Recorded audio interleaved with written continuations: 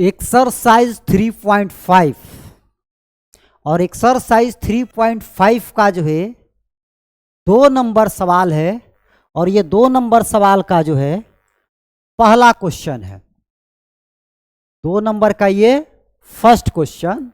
और क्वेश्चन बोलिए, देखिए क्या कह रहे कि ए और बी के किन मानों के लिए क्या निकालना है, ए और बी का मान हमको निकालना है। करे कि ए और बी के किन मानों के लिए, वो कौन से भाई मान है कि निम्न रैखिक समीकरणों के युग्म के अपरिमित रूप से अनेक हल होंगे।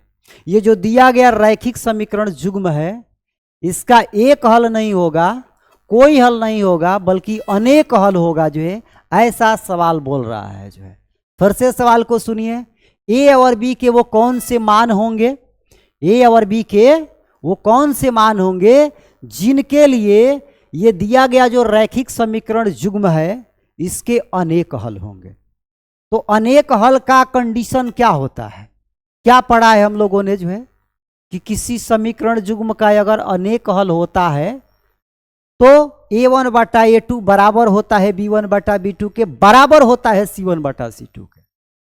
क्या हम लिखेंगे जी, हम जानते हैं, क्या जानते हो जी, वी नो दैट, हम जानते हैं, क्या जानते हो जी, हाँ तो हम जानते हैं जो है कि अपरिमित रूप से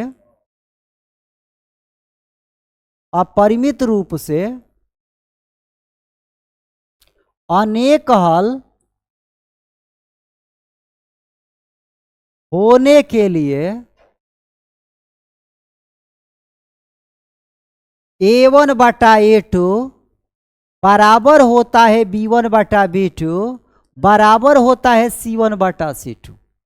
ये बात हम जानते हैं कि अगर अपरिमित रूप से कोई समीकरण युग्म जो है अनेक हल उसका होता है तो a1 बटा a2 बराबर होगा b1 बटा b2 और बराबर होगा c1 बटा c2।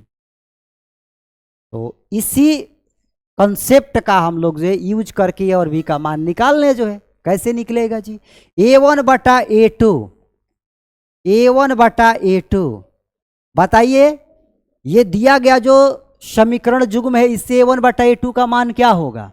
कहेंगे ये दो जो है a1 का मान और a2 का मान x के साथ जो कोफिशिएंट में होता है, ये दूसरा वाला समीकरण है। दूसरा वाला समीकरण में x के बगल में कौन है जी, अतः a माइनस बी है, तो यहां लिख देंगे a माइनस में। ये ब्रैकेट यहां देना जरूरी भी है, नहीं भी है, कोई दिक्कत नहीं जो है। उसके बाद ये तो a1 बटा a2 का मान हो गया। अब b1 बटा b2 का जो है, b1 बटा b2 क्या होगा जी, तो b1 बटा b2 का मतलब कि y का कोफिशिएंट लेते हैं, y का कोफिशिएंट जो है 3 है, हाँ, और यहां y का कोफिशिएंट क्या है, a प्लस में b है। अब आइए c1 बटा c2 निकालें जी,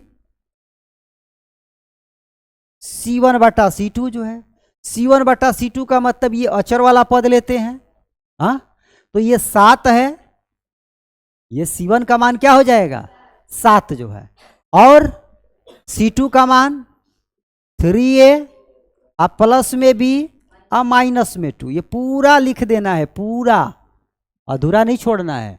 ये पूरा जो है c2 का मान है, ये 7 जो है c1 का मान है। क्लियर है। तो a1 a2 b1 b2 c1 c2 करे कि अपरिमित रूप से अनेक हल है, तो जाहिर से बात है कि ये तीनों मान आपस में क्या होंगे, बराबर होंगे, क्योंकि अपरिमित रूप से अनेक हल का ना ये स्थिति, यही ना स्थिति होता है, हाँ। तो ये तीनों मान को हम लोग क्या कर देंगे जी, तो बराबर दिखाएंगे। चलिए 2 बटा में a माइनस में b बराबर 3 बटा में a प्लस b बराबर 7 बटा में क्या 3a प्लस b माइनस में 2। अब ये तीन चीजें अगर ऐसे आपको बराबर दिखती है, इसका मतलब क्या होता है समझिए।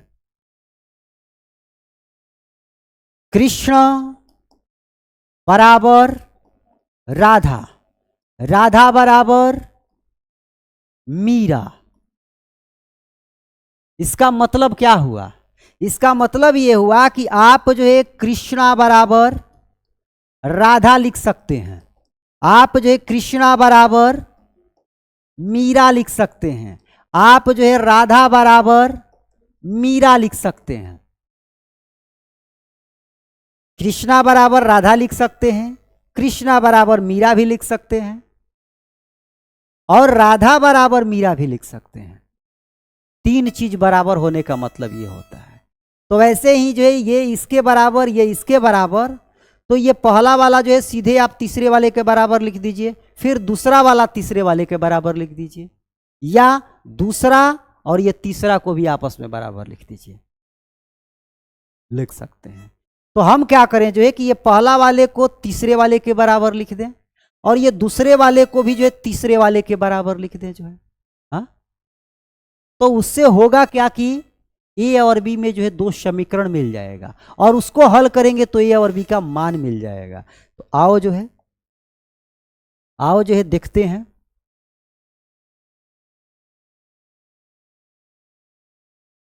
हाँ देखो जी,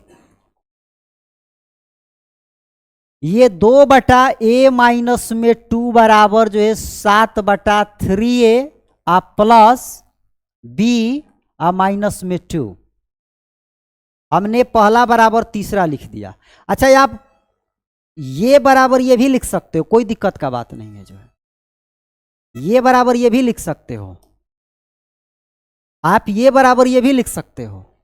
चलो मैं पहला बराबर सीधे दूसरा को ही लेता हूं, ये 2 में a माइनस बी बराबर 3 में a प्लस बी। तो यहां से जरा सा हल कीजिए जो है।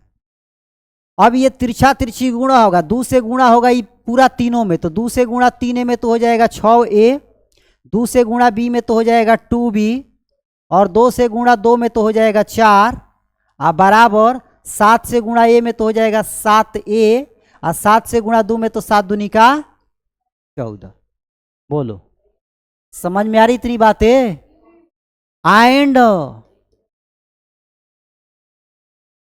क्या बात है, क्या बात है, बड़ी देर भयो नंद लाला आ तो हरे राह ताके मुरली वाला। ऐसे होगा तो कैसे होगा? आप समय से अगर नहीं क्लास में जुड़ोगे तो बेसमय हो जाएगा। हाँ, अभी जीवन में बहुत सारा काम है, शादियां करना है, हाँ करना है ना भाई, नौकरियां करना है, तो इसलिए टाइम से रहिए। अब जो है इस 2 से गुणा a प्लस बी में, तो ये कितना हो जाएगा जी? तो 2a आ प्लस में 2b। ये 3 से गुणा a माइनस बी में, ये कितना हो जाएगा जी? 3a आ माइनस 3b। बोलिए, अब जरा सा इसको देखिए, ये 7a जो है 6a की तरफ आ जाएगा क्या? तो ये 7a जो है 6a में से घटेगा तो माइनस में a होगा, और ये जो है 2b है तो प्लस में ही लिखिए जो है 2b।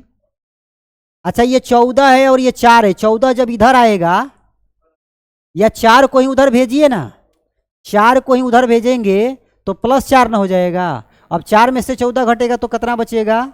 माइनस में 10 जो है। इसको समीकरण 1 मान के छोड़ दीजिए। ए और बी में एक समीकरण आ गया। अब इसको देखिए जो है, ये 3a को बुलाइए इधर 2a की तरफ, तो 2a में से 3a घटेगा तो क्या बचेगा? -a ना। हाँ, और उसके बाद ये 3b को बुलाइए 2b के तरफ, तो इधर आके प्लस हो जाएगा, 2 और 3 कितना हो जाएगा? 5b, और उधर क्या बचेगा जी? ये भी उठ के आ गया, ये भी उठ के आ गया, तो इधर कुछ नहीं बचेगा, 0। और ये आपका समीकरण 2। अब बोलिए कि समीकरण 1 और 2 को हल करके आप ए और बी का मान नहीं निकाल लोगे? बिल्कुल निकाल लोगे, कोई बड़ी चीज नहीं है। तो मैं यहीं पे निकाल दूं का? इस छोटी सी जगह में, इस छोटी सी ही जगह में मैं निकाल देता हूं जो है,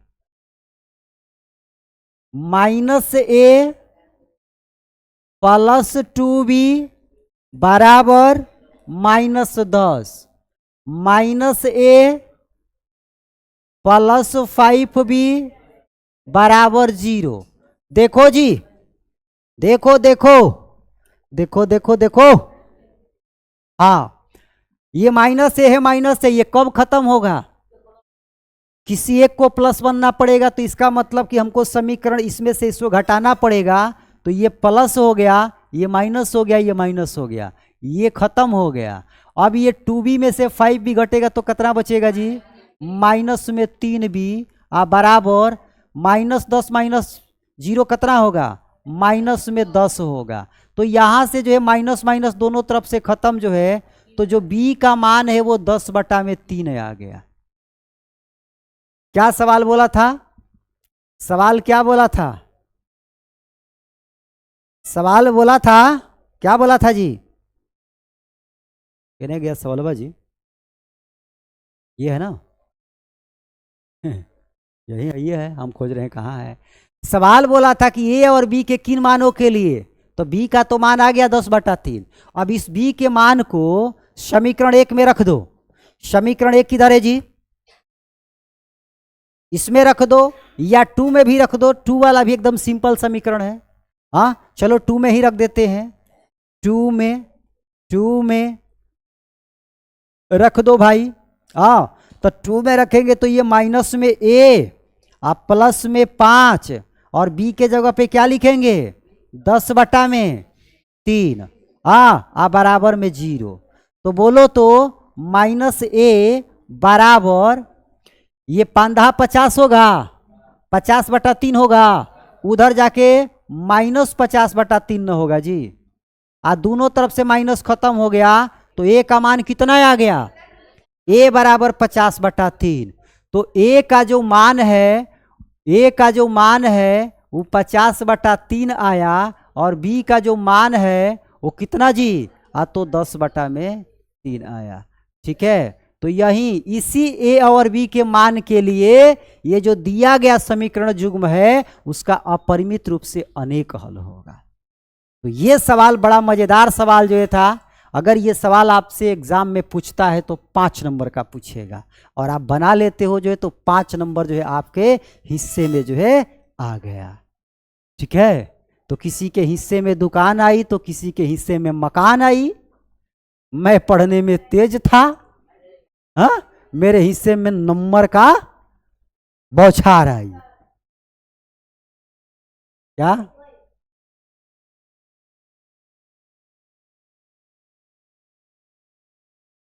चलिए अगले सवाल की बात करें। अगले सवाल की बात करते हैं। सुनिए, अगला सवाल कह रहा है, ये कहां से आ गए भैया तुम? अपडेट? अभी अपडेट नहीं देंगे भाई, जाओ आप। करे के किस मान के लिए? के किस मान के लिए? के किस मान के लिए निम्न रैखिक समीकरण के युग्म, निम्न रैखिक समीकरण के युग्म का कोई हल नहीं है, का कोई हल नहीं है।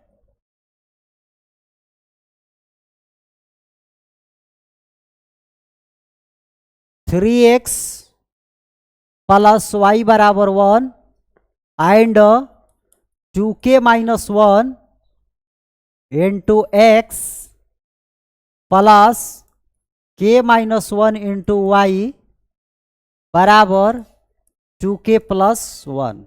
ये आपका सवाल है जी। करेगी के किस मान के लिए? किसके लिए जी? के किस मान के लिए निम्न रैखिक समीकरण के युग्म का कोई हल नहीं है।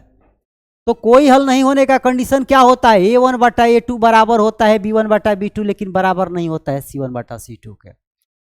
तो a1/a2 इसका अगर निकालेंगे तो क्या आएगा जी? बोलिए तो, बोलिए। a1/a2 क्या आएगा? तो 3/2 के -1 होगा। ये x का कोफिशिएंट 3 a1 का मान, ये x का कोफिशिएंट 2k - 1 a2 का मान। अब मैं कहूं जो है कि b1 बटा b2 बताओ जी। तो b1 बटा b2 जो है y का कोफिशिएंट यहाँ 1 है और यहाँ y का कोफिशिएंट k - 1 है। अब मैं कहूं जो है कि c1 बटा c2 बताओ जी, तो कहोगे कि ये 1 है और ये आपका जो 2k + 1 है। ठीक, कंडीशन में क्या है, करे k के किस मान के लिए निम्न रैखिक समीकरण के युग्म का कोई हल नहीं है।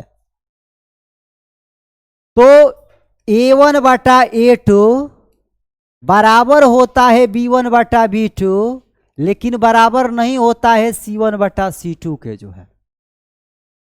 तो a1 बटा a2 का मान 3 बटा में 2k - 1 और b1 बटा b2 का मान 1 बटा में k - 1 और बराबर नहीं होगा 1 बटा में 2k + 1। क्या करेंगे जी, पहला बराबर दूसरा लिख लें एक बार, 3 बटा 2k - 1 बराबर 1 बटा में k - 1। और क्या लिख लें जी, तो 1 बटा में k - 1 बराबर नहीं है, बराबर नहीं है ना, 1 बटा 2k अब +1 जो है।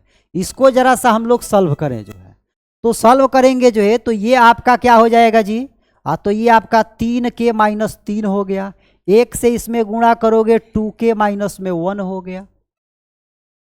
बोलिए, एंड एक इसको जरा सा सॉल्व कीजिए, इसको सॉल्व करेंगे तो 1 से गुणा 2k + 1 में तो ये 2k + 1 होगा। बराबर नहीं है तो बराबर नहीं का चिन्ह दे दी, जैसे है वैसे ही जो है। 1 से इसमें करेंगे ये k - 1 होगा जो है। बोलिए, तो इसको हल करेंगे तो ये 2k आके 3k, ये 2k आके 3k में से घटेगा ना जी, तो k बचेगा और ये जो 3 है उधर जाएगा तो -1 + 3, तो k का जो मान है वो कितना आएगा, तो 2 आएगा। 3 में से 1 गया 2 ना होगा। हाँ, और यहां से अगर हम लोग बात करें जो है तो ये आपका जो है k आके इधर घटेगा 2k में से, तो -k ना होगा, नहीं +k होगा। ये k आके घटेगा 2k में से तो +k होगा ना जी। और ये 1 चला जाएगा उधर जो है, 1 चला जाएगा उधर, तो ये प्लस है तो उधर जाके माइनस, तो क्या हो गया -2। तो k बराबर 2 के लिए, k बराबर 2 के लिए जो है ये दिए गए समीकरण युग्म का कोई हल नहीं है। k बराबर 2 के लिए ये दिए गए रैखिक समीकरण युग्म का कोई हल नहीं होगा। और यही हमको निकालना था k के किस मान के लिए, कहेंगे k बराबर 2 के लिए। हो गया आंसर, बड़ा चीज है। हाँ, चलिए अगले सवाल पे चलते हैं, अगले सवाल की चर्चा करते हैं। आप पूरा का पूरा दिमाग जो है बोर्ड पर लगाकर ध्यानपूर्वक चीजों को जो है समझिए। जहां आपको जो है किसी भी प्रकार का अगर डाउट है आप पूछिए जो है। सुनिए, अगला सवाल कह रहा है, 3 नंबर कह रहा है, कह रहे कि निम्न रैखिक समीकरणों के युग्म को प्रतिस्थापन और ब्रजगुणन विधि से हल कीजिए। ये आपको दिया है समीकरण 8x + 5y बराबर 9, और क्या दिया है 3x + 2y बराबर 4। कह रहा है क्या कि इसको प्रतिस्थापन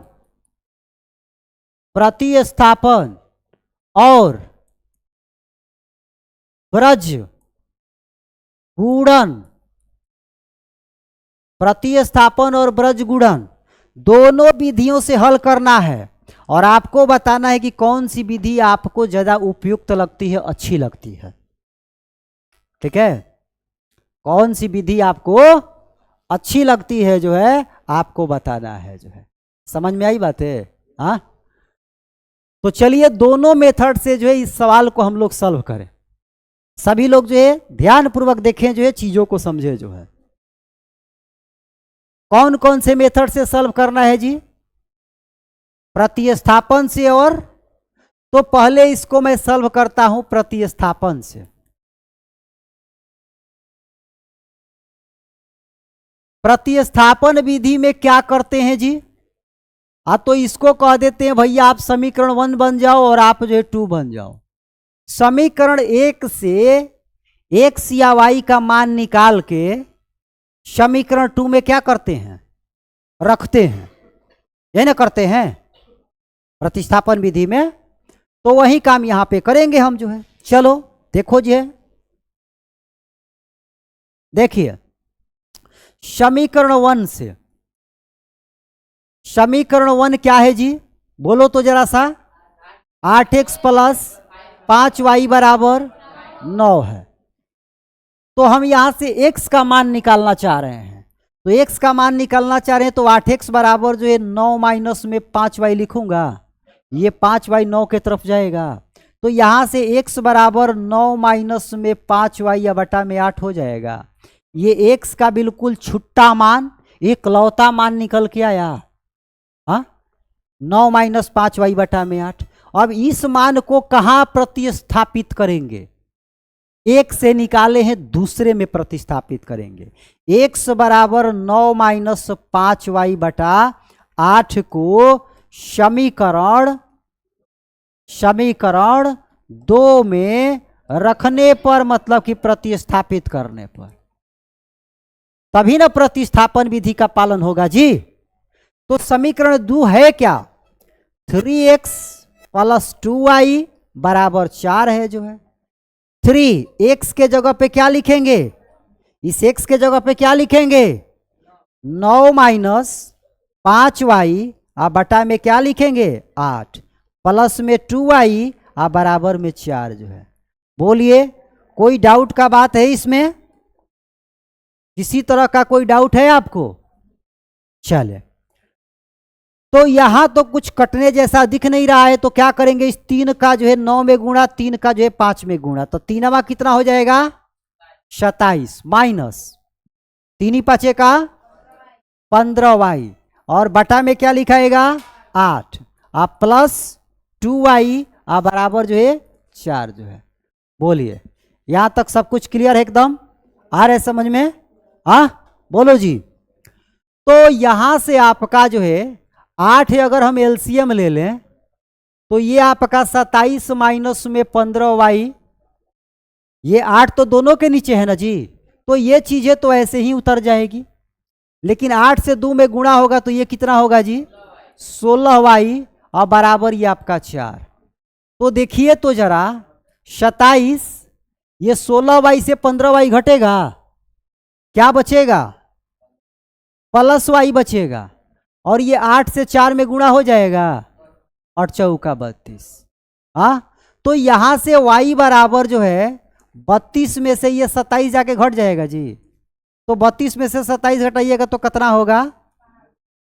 तो बोलिए y का मान मिल गया। अब y का मान मिल गया तो इस y का मान चाहे आप यहां रख दीजिए, यहां रख दीजिए या यहां रख दीजिए। अब आप स्वतंत्र हैं, क्योंकि प्रतिस्थापन जो करना था वो आपने कर लिया है जो है। ठीक है, अब आपको जो है इस y के मान को 1 में 2 में या यहां पर भी रख देना है। यहां पर भी रख देंगे तो भी आ जाएगा। चलिए y का मान हम रख देते हैं x बराबर 9 माइनस 5y बटा 8 में, इसी में रख देते हैं जी। तो x बराबर जो है 9 माइनस 5, y के जगह पे क्या लिखिएगा? y के जगह पे क्या लिखिएगा? 5 बटा में 8। तो बोलिए x बराबर 9 माइनस 50 25 बटा में 8। 9 में से 25 घटाइए, कितना आएगा जी? 9 में से 25 घटेगा, कितना आएगा? माइनस 16 बटा में 8।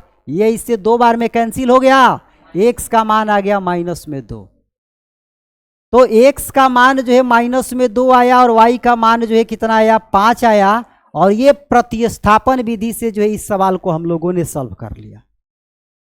इस प्रतिस्थापन विधि को सॉल्व करने के लिए कितना हमको मेहनत करना पड़ा, उस फील को जो अपने अंदर जो है रखना है।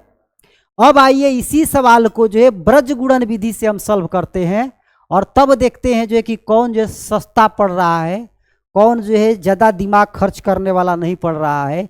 तब कहेंगे जो है कि प्रतिस्थापन विधि जो उपयुक्त है कि ब्रज गुणन विधि उपयुक्त है। आइए इसी सवाल को ब्रज गुणन विधि से करें। तो इसी को हमको ब्रज गुणन विधि से करना है। 8x प्लस 5y बराबर 9 और क्या है जी 3x प्लस 2y बराबर 4। कौन से विधि से जी? ब्रज गुणन विधि से। बारिश ना हो तो ब्रज पड़े या ब्रज पड़े तो बजड़ा उत्पन्न हो। तो ये बजड़ा वाला ब्रज वाला विधि हमको लगाना है, ब्रज गुणन विधि। ब्रज गुणन विधि को क्या बोलते हैं इंग्लिश में जी? क्या बोलते हैं? Cross multiplication method. क्या बोलते हैं जी? क्रॉस मल्टीप्लिकेशन मेथड बोलते हैं। ठीक, तो इसके लिए हम लोग क्या करते हैं, तो x लिखते हैं, y लिखते हैं, 1 लिखते हैं। ये बटा का चिन्ह देते हैं, बटा का चिन्ह देते हैं, बटा का चिन्ह देते हैं, बराबर लिखते हैं, बराबर लिखते हैं। पहला तो काम जैसे इसमें ये करना होता है कि इसको 0 के बराबर बना लेना होता है। ब्रज गुणन विधि लगाने से पहले इसको 0 के बराबर बना लेना होता है, लेकिन अगर नहीं भी बनाएंगे तो उससे कोई दिक्कत का बात नहीं है, बिना बनाए भी हो सकता है। तो x वाले को अगर हम ढकेंगे तो हमारे सामने क्या दिखेगा, ये 5 और 4, तो ये 5 चौका का हो गया 20, और उसके बाद 9 और 2 तो 18। तो इसका और इसका गुणा करके और इसका और इसका गुणा करके क्या करते हैं, घटाते हैं। अब y वाले पे अगर हम आएंगे तो हमको दिखेगा ये 9 और इसके तिरछा में 3, तो 9 के माइनस ये 4 और ये 8 32। फिर जो है 1 वाले का मतलब कि ये कांस्टेंट वाला टर्म को ढक लेना है, तो दिखेगा 8 और 2 16 और फिर 5 और 3 15। तो ये आपका x बटा में क्या हो गया जी 2, और ये आपका y बटा में क्या हो गया जी -5, और ये आपका 1 बटा में क्या हो गया जी 1। तो यहाँ से जो है x बटा 2 बराबर 1 लिख सकते हैं, एंड y बटा -5 बराबर जो है 1 लिख सकते हैं। तो यहाँ से x का जो मान है वो 2 आ गया, और जो y का जो मान है वो -5 आ गया। देखिए इससे भी तो आंसर उतना ही ना आएगा, विधि न केवल अलग है। तो आपको क्या लगा जो है, अभी आपने जो है इसको प्रतिस्थापन विधि से सॉल्व किया और इसी सवाल को आपने जो है ब्रज गुणन विधि से सॉल्व किया, कौन आपको जो है आसान लगा? ब्रज गुणन विधि जो है, ब्रज गुणन विधि बड़ा आसान लगा, जो है मजा आ गया, जो एक ही स्टेप में जो है खट से आंसर मिल गया जो है। तो हम कहेंगे जो है कि ब्रज गुणन विधि अधिक उपयुक्त है किसकी तुलना में जी? प्रतिस्थापन विधि की तुलना में। बोलिए इतनी बातें क्लियर है? कोई डाउट का बात है इसमें? कोई डाउट का बात नहीं है, यहां तक बातें क्लियर। तो अगले सवाल की बात करूं। चलिए आप लोग जो है नोट अगर करना चाहें